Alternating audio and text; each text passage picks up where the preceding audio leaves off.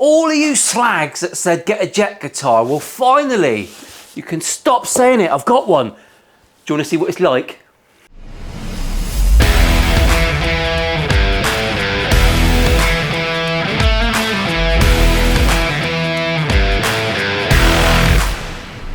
I've got a Jet guitar and my camera is not looking at it. Allow me a second. The odd bit of bad language will drop in this video. If you don't like bad language, you are perfectly welcome to vote with your fate. I've got a Jet guitar. You can all calm the fuck down now. We've got one. Do you want to see where I got it from? I've been joking about Trago Mills.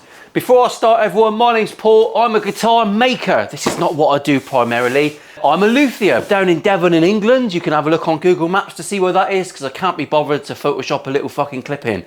But I have been to a local shop. It's called Trago Mills. It's a time warp. Their technology section has got SCART cables in it. That's how bad it is. Here we are in Trago Mills, the shittest shop in the southwest. And they sell Jet guitars. So we're going for this one because I get a discount of 10% in this store.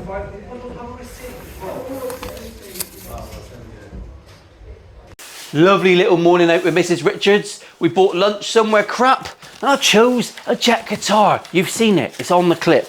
This is what you get in a box when you buy a Jet. I think you'll agree, of all the guitars we've looked at so far, this is very, very pretty.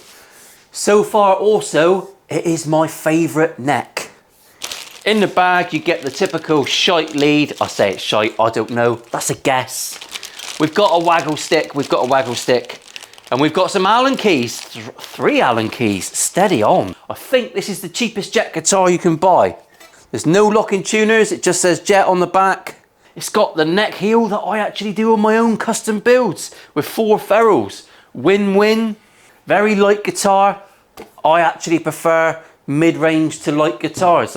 Heavy guitars always feel a bit weird to me. It's got a 2-point trem. More importantly, that's a big step up. Everyone knows about the 5-screw trem, the traditional old style.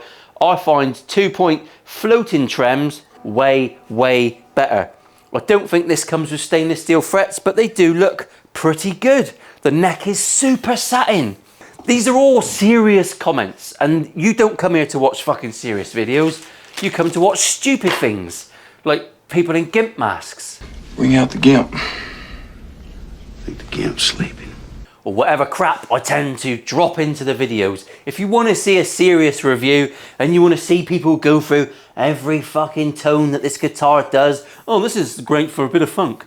That's not what we do here. We're just having a laugh and I'm just enabling you to waste 20 minutes of your boss's time because that's what most of you are doing. You know, comment below, wasting the boss's time. So this is a gorgeous looking guitar, absolutely gorgeous. The whole aim of this fucking series is to find, oh, this guitar is actually 175 quid, but I've got a trader discount at Trago Mills. Trago Mills was massively popular in the 80s and 90s before the onset of eBay. Now you've got eBay and Amazon, that place is redundant. But if you're from that area of Cornwall, it's still very modern, all jokes aside. He got a little pretty mouth, ain't he? And I noticed by chance that they are a recognised seller of Jet guitars. Bamboozled, I was bamboozled, so I had to take a little drive down. 1 volume, 1 tone, humbucker in the bridge, which I like on a Strat setup. This thing is mustard, I really like it. It's my favourite so far without going into things. So the aim of this series is not to mod guitars, or we might do that in the future. It's basically to find a beginner instrument that you can set up. Oh, it's a push fit. Woohoo! Nipples. We're trying to find a guitar that you can buy from a shop and then using nothing but the Allen keys provided. We're going to use the Allen keys that Allen provides and make sure that this guitar is a good bet. And does it get a fucking yay or a nay? We've got the Bullshit Chronicles with the apostrophe in the wrong place. But the amount of people that message me and complain about that apostrophe means I'm never going to remove it because I'm an asshole, an internet twat, and I'm here to wind you up. Because your engagement, even if it's negative, makes no fucking difference to me. I'm well aware of the apostrophe faux pas. No fucks given. First thing we do, you know what the first thing we're going to do. We're going to straighten the neck. There is only one string tree on this guitar, which I like to have 2 on Fenders because you don't have much of a break angle on the strings, but it seems fine to me. As always, this is a notched straight edge. When it comes to luthiery tools, you get what you pay for. StewMac, Guitars and Woods, Crimson all sell very nice versions of these. It's a Strat, so I'm assuming it's going to have a 25.5 inch scale length. I do get the occasional comment of people going, oh, you didn't discuss this part. I'm not going to go through every aspect of setup in every video because it's the same video every week and that would be really boring. For the sake of checking the guitar, I'm going to get this neck as straight as I can get it. And for that, I'm going to use Big Allen. I am also going to take my not straight edge off the fretboard as I adjust it because he has a tendency to fall off and fuck things up. If you put your straight edge on and you can see air through the middle, then when you're looking from the headstock down, you want to be turning your Allen key clockwise. Woo! In today's video, we will be talking about intonation, just so you know what you're sticking around for. I might do it in my pants. Yeah, baby! I'm going to get out my feeler gauges. You could go a codpiece more. If you haven't got feeler gauges, just use your eyes. Put a light behind it if you want from your phone. I'm just checking with that one in the middle, around about the 9th fret, right at the ends, and the 1st fret. I'm just making sure that my feeler's touching, and he is. So that neck is straight. Out comes Le Rocker.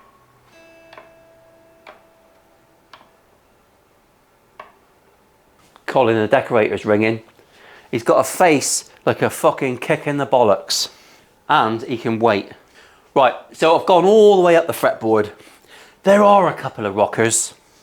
This is where you would get out your fretalizer or whatever, your spot leveling system, your fret kisser, whatever you're gonna buy, and you would sort them out. If you want this guitar to go super low action, then yes, frets need to be absolutely bang on. I don't think anyone debates that.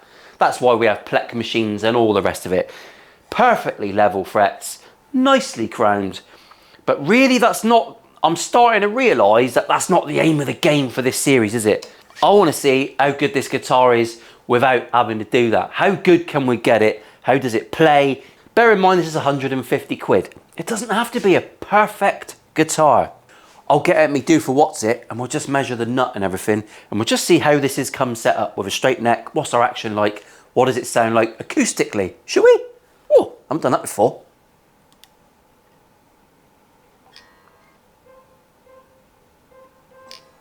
So the nut is cut pretty aggressively, 0.5 down to 0.4 millimeters. If you're going to cut it and get it as low as you can, that's where you're going to end up.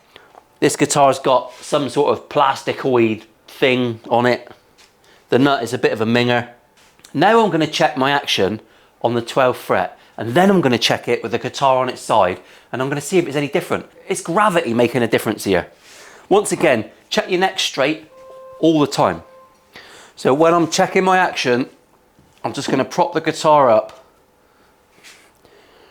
and I'm going to support the neck right in the middle, just so I've got the least amount of things affecting it. People have commented in previous videos, you're doing that wrong. They said it nicer than that, but that's how my fucking brain read it. So they were right. So I'm just going to check my neck is straight. I've got my neck supported more in the middle, much more central. And because my guitar is nice and flat now, I should have less forces affecting what I'm doing. Thank you for the people that comment and point this stuff out. I'm not a guitar tech, I'm a guitar maker. And it's a bit different. It's weird doing this on camera for 1 million people. So I've got an action of 1.42 on the low E, 1.3 on the high E. I'm now going to do it with a guitar facing the correct way, 1.33, 1.47. We're within 0.03 of the reading. So there you go, there's a good tip for you. I've got the guitar propped on 2 bits of wood. I've got a lovely little cloth on top, just so you know what's going on. We're going to lay him on, and then my neck support is around about the 7th, or between the, around about the 6th fret. So now there's nothing bending and do it. You're going to get a more accurate reading. Couple little blemishes on this guitar. I did pick it from the shop front, so that's probably what that is. So that action is great. The nut is fine, the action is fine. 1.5 on the low E and 1.3 on the high E. It's pretty low, to be honest. This guitar is 150 quid, and for a beginner, it's actually my new favourite. It is my new favourite. I think it's lovely. Should we talk about intonation? Yes, we would. Oh, yes, please. That's fucking exciting. Not every tuner will do intonation. Some of them shit their pants. This one is actually pretty good. A lot of people prefer plug-in stuff. I'm going to have to get the camera pointing at it. Hopefully we can zoom in on that when we're filming. Intonation is a funny old thing. So basically, when you position a bridge, when you make a guitar, the position from your nut to your 12th fret, which is not on the camera, I don't know why I'm looking at that. The position of your nut to your 12th fret should be the same as from the 12th fret to the saddle of your high E. And then everything else moves back a little bit from there. The positioning that is what people shit their pants about. When we fret the 12th fret, it should be the same note on the tuner as an open one. A lot of people get this. Your guitar is in tune for open chords down the end. Then as soon as you start coming up the neck, she goes out of tune. It's because your intonation's wrong. We're bang on E there, and on the 12th fret, that is half a cent out. From the shop, that's fine. That is so close that really you're not going to notice that. So there's our B in tune. 12th fret. He's a bit high. Woo! So we need to adjust the saddles. So because when I'm fretting it, we're a little bit high on that B note, I need to move my saddle back in the bridge. If you've got to make a massive adjustment, sometimes you have to really let the tension off the string to make the adjustment. Otherwise, if you don't do that, you'll round out these screws. And a lot of cheaper bridges, the screws are shite. This one's not too bad, and we're not coming back too far. So I'm going to come back a millimetre or so, and I'm going to recheck. Going to retune, because obviously we're going to be high. Get him in tune. And we're there. That's all you have to do. That B string's intonated. G. Little bit high. Move the saddle back in the bridge. A millimetre or so. Retune. When I was learning in the 90s, back in the day, because I'm in my mid-40s, no one ever told me, I had to figure out myself, that when you're tuning a guitar, when you're going to the final tuning, you always want to be tuning upwards. Never tune down to pitch, because your string quite often snags. A lot of you are old guitarists, you know that, but there will be people out there that haven't got a fucking clue what I just said. So think about it, let it sink in. No one knows that you didn't know, but I know that some of you don't know. So always tune up to your note, to the desired note. D is very sharp. So we've got to move our back. When this trem is set up floating, you can see there, she is floating. When you're setting up intonation with a floating trem, you have to make sure that before you do any checking, everything is in tune. Now incidentally, I'm very zoomed in here, sorry. I am right, without taking springs out, I am right back on those saddles. So for intonation, I am a little bit, just a tiny bit sharp on E and A. Not a lot. It's the smallest increment that thing will fucking measure. Now, everything's in tune. In my mind, any guitar with a trem especially the traditional type, it's a bit of a pain in the ass. You would be amazed how many guitarists out there with trem blocks have just got them blocked off so that they're basically a fixed bridge trem. Or they're sprung so highly that they're sat right down and you can only bomb downwards on it. This floating malarkey is not my cup of tea, I've got to say. But should we go down and give it a test and see what it sounds like? I don't know what this guitar sounds like. I plugged it in through my headphones at home for about 4 seconds and then I had to go out. And then it went back in the box about 4 weeks ago. I've not touched it. I've not touched it. I didn't touch your officer. I fucking didn't touch it.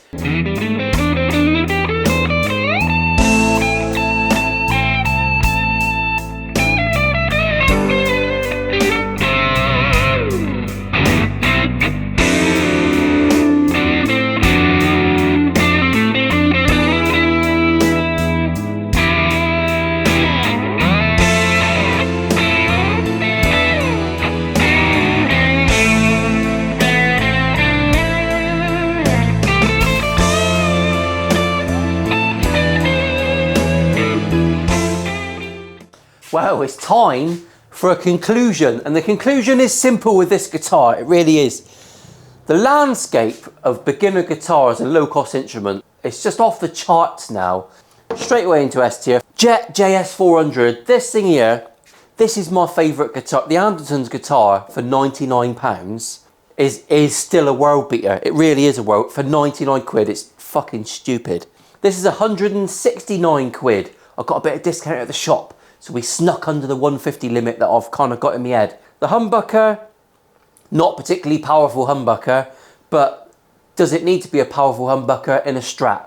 No, it doesn't. 2-point trem, massive upgrade. Still not a trem guy, but that is much, much better. The roasted maple neck, I've got to find out what finish this is, because every guitar I build in this shop now is going to be finished with that finish. That is absolutely the nicest neck that's come through so far. You'd be forgiven to think that the frets were stainless steel. They're so highly polished. I don't think they are though, because I can't find it anywhere on the internet, and normally they fucking shout that from the rooftops if it's stainless steel. Tuners are fine. The guitar is beautiful. This is wholeheartedly a massive, massive recommend. Really good. I don't know about the JS300. I didn't like the colour of the one that they had in the shop where I went. But fuck me, what a guitar. 169 quid. That for me, it's a basswood body, which makes it light. And I've got to be honest with you, of all the Strats I've played, I gravitate towards super light. I do prefer them. That's perfect for me. I'm not going to weigh it because it's not that fucking informative of a channel, is it?